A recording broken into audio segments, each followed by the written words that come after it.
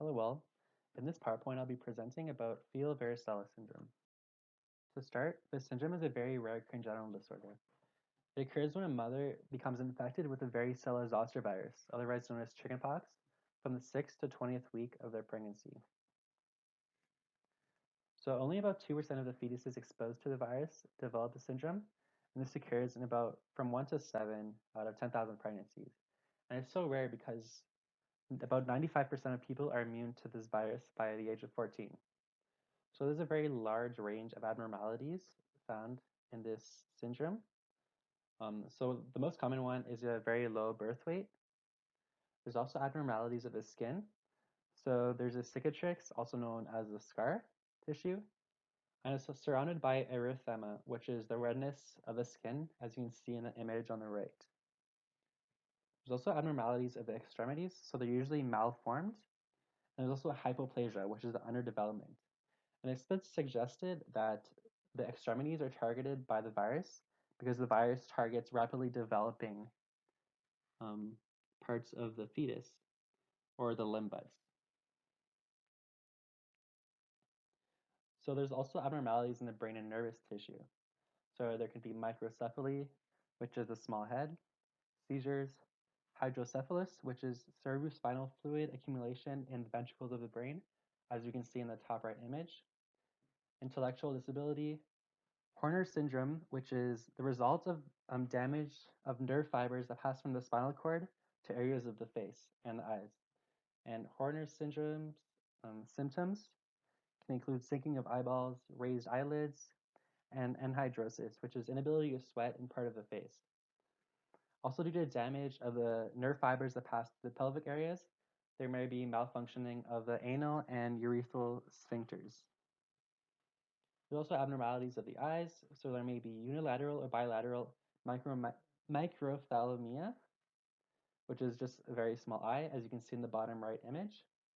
They may develop cataracts, pendular nystagmus, which is uncontrollable left to right movement of the eyes, and chorioretinitis, which is inflammation of the retina and the choroid membrane.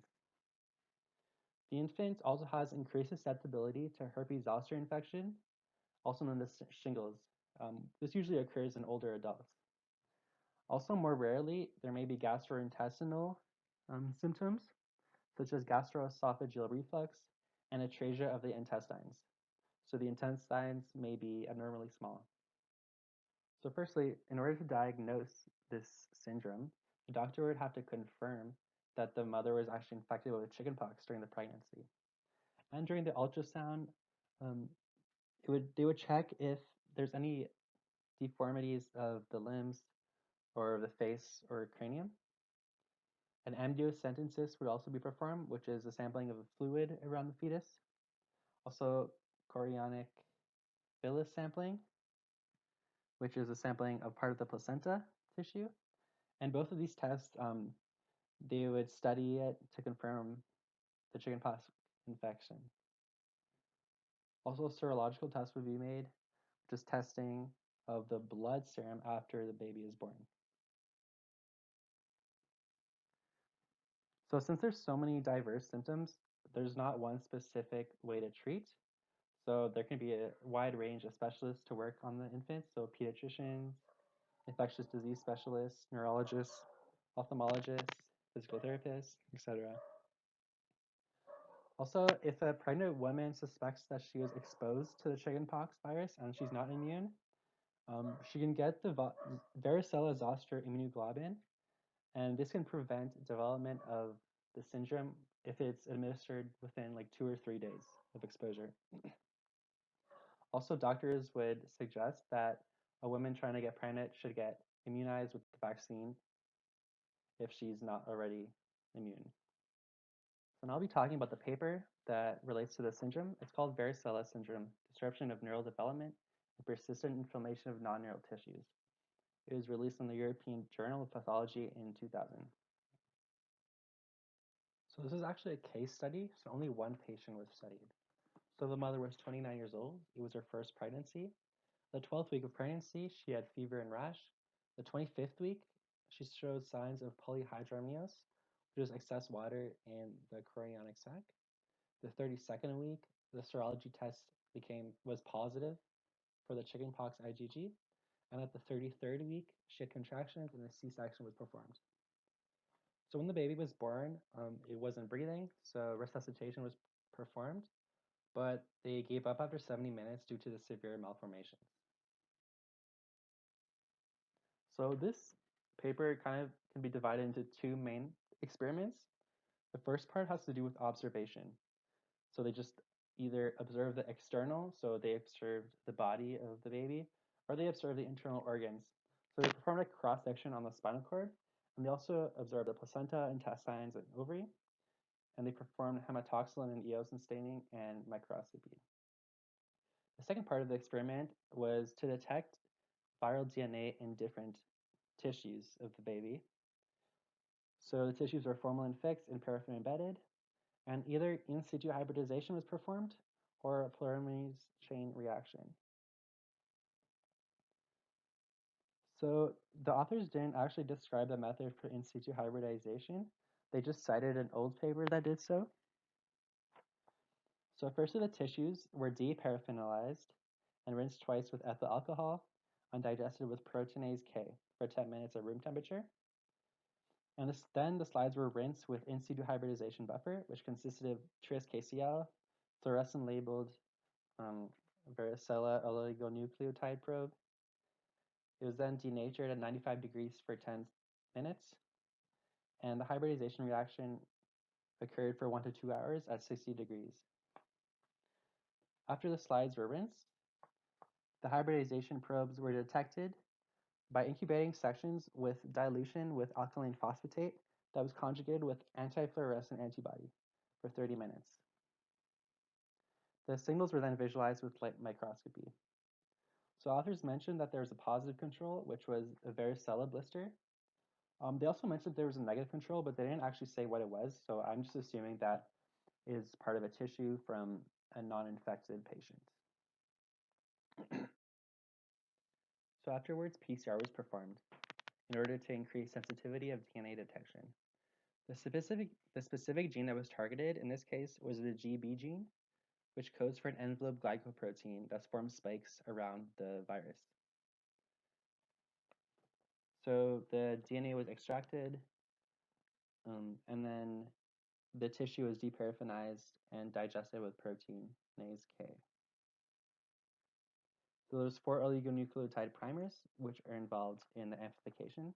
And the amplification consisted of 35 cycles, 95 degrees, 50 degrees, 72 degrees. And the authors mentioned that there was 2 positive control lanes, so either with 10 or 100 copies of the positive control plasmid. There's also a negative control lane, which consisted of water. So now for the results. So the baby was severely underweight. They had multiple skin rashes and severe scarring. The left arm was severely underdeveloped. So the bone was present, but the soft tissue was mummified. They also had clubfoot on the left foot, which is a flexion deformity. The left leg was shorter than the right leg, and the thoracic spine had scoliosis, which is a sideways curvature. So now for the internal findings. So the cervical and thoracic spinal cord were destroyed. Also, the spinal ganglion cells were also either destroyed or lost in the same region. So we can see in figure 3A, where I'm circling right here, the dark section is a lot thinner compared to on the right. So there's a lot less spinal ganglia on the left than on the right. Also, there is more fibrous tissue and calcification on the left side, which would be the right, the white section. And we can see in the figure in the bottom right, the small intestine was atretic, so it's smaller than usual, and there were cystic dilations. The ovary and placenta showed evidence of inflammation, and the brain was normal. In situ hybridization positively detected viral DNA in the chorionic villi, which we can see in figure D, and in extraplacental membranes, which is figure C. So the red points we see represent the hybridization areas. The hybridization test came up as negative in the spinal cord, spinal ganglia, and neurons. However, this doesn't mean that there was no viral DNA. It just means that the hybridization was not done in these areas. But PCR was performed afterwards in order to amplify the DNA.